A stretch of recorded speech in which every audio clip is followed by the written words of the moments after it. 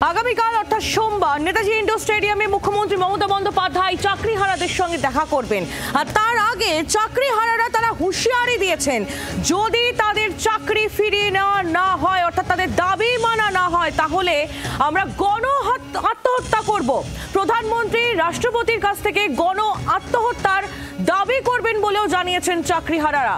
সব রাজনৈতিক দল একসঙ্গে হয়ে সর্বদলীয় বৈঠক করুন, ন্যায্য অধিকার ফিরিয়ে দিন আমাদের, এমনই দাবি চাকরিহারা যোগ্যদের।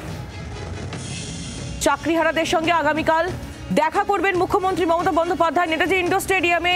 এই দেখা তিনি করবেন বলে জানা যাচ্ছে। তার আগে আজ শহীদ মিনারের তলায় চাকরিহারারা তারা জমায়েত করেছিলেন, বিক্ষোভ অবস্থান করেন এবং সেখান থেকেই তারা এই দাবি তুলেছেন যে তাদের দাবি যদি না মানা হয় তাহলে তারা গণ আত্মহত্যা করবেন। প্রধানমন্ত্রী রাষ্ট্রপতির কাছ থেকে গণ আত্মহত্যার দাবি করবেন বলেও জানিয়েছেন চাকরিহারারা।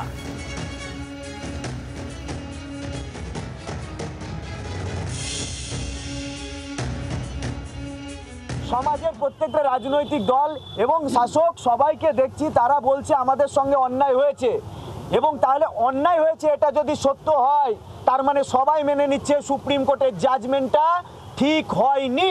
এটা শুধু আমরা বলছি না, তারা প্রত্যেককে যখন বলছে এটা আমাদের সঙ্গে অন্যায় হয়েছে তার মানে সবাই জাজমেন্টের বিরুদ্ধেই বলছে।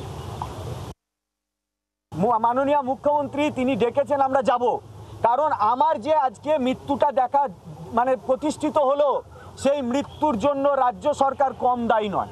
কিভাবে বাঁচাবেন আমাদেরকে সেটা আপনি বুঝুন, আপনারা বুঝুন, আমাদের বোঝার দরকার নেই, সেইটাই বলতে আমরা যাব। বাংলার আওয়াজ, বাঙালির আবেগ, জি 24 ঘন্টা।